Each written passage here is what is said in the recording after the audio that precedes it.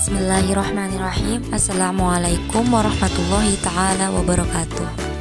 Innal hamdalillah nahmaduhu wa nasta'inuhu wa nastaghfiruhu wa na'udzu billahi min syururi anfusina wa min sayyiati a'malina. May yahdihillahu fala mudhillalah wa may yudlilhu fala hadiyalah. Asyhadu an la ilaha illallah wa asyhadu anna Muhammadan abduhu wa rasuluh. Video ini saya tayangkan untuk memenuhi tugas kurikulum bahasa Arab yang diampu atau yang didoseni oleh Al-Mukarrom Pak Odang.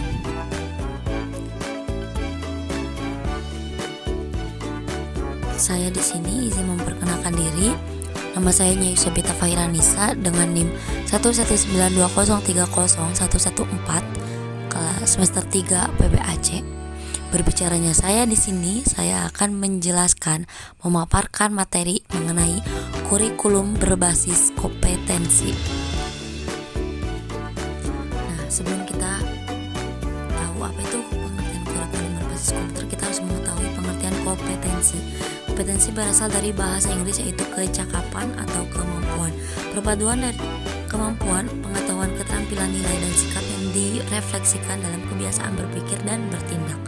Kurikulum berbasis kompetensi adalah seperangkat rencana dan pengaturan tentang kompetensi dari hasil belajar yang harus dicapai oleh siswa. Penilaian kegiatan belajar mengajar.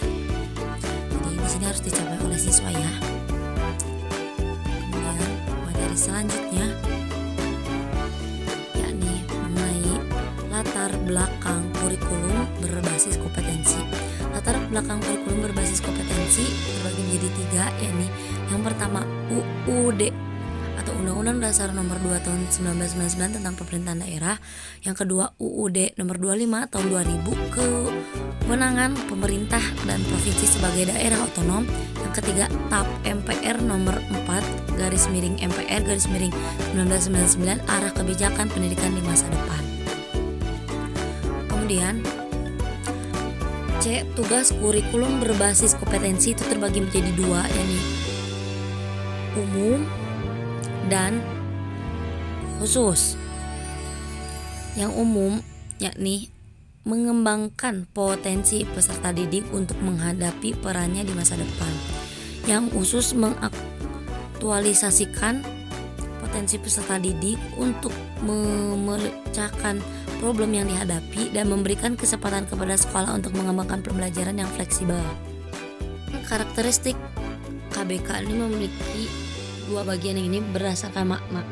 Yang pertama berdasarkan makna, yang kedua Depdiknas tahun 2002. Yang pertama menurut makna atau berdasarkan makna, memuat sejumlah kompetensi dasar yang harus dicapai siswa. Kedua, implementasi pembelajaran dalam KBK menekankan kepada proses pembelajaran. Yang ketiga, evaluasi dalam KBK menekankan pada evaluasi hasil dan proses belajar. Kemudian yang kedua, menurut Depdiknas tahun 2002, tercapaian kompetensi siswa baik secara informal maupun klasikal berorientasi pada hasil belajar dan keberagaman, menggunakan metode dan pendekatan yang bervariasi. Sumber belajar bukan hanya guru. Penilaian menekankan pada proses hasil belajar.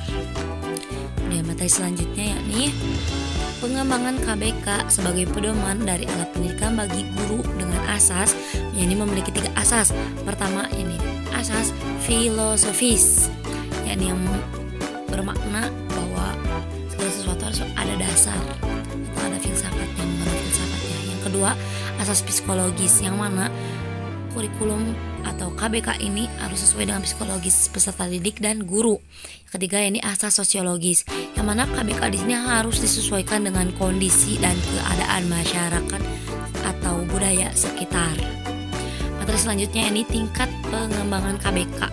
Ini ada pertama tingkat nasional, tingkat lembaga itu seperti nama sekolah atau perguruan tinggi dan lain sebagainya. Tingkat bidang studi itu sesuai mata pelajaran. Tingkat satuan bahasan atau modul itu sesuai dengan submateri.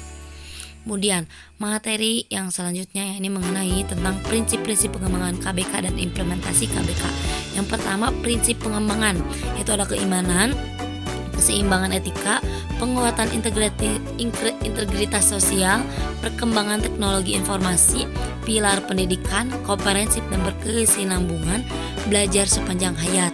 Yang kedua, prinsip implementasi, yakni kesamaan memperoleh kesempatan. Yang kedua, berpusat pada anak. Yang ketiga, pendekatan menyeluruh dan kemitraan. Yang keempat, kesatuan dalam kebijakan. Kemudian materi selanjutnya ya beres ternyata. Alhamdulillahirobbilalamin. Terima kasih atas perhatiannya. Maaf apabila banyak kesalahan dalam pengucapan, dan akhirul kalam, wallahul muwaffiq li aqwamit thoriq. Wassalamualaikum warahmatullahi taala wabarakatuh.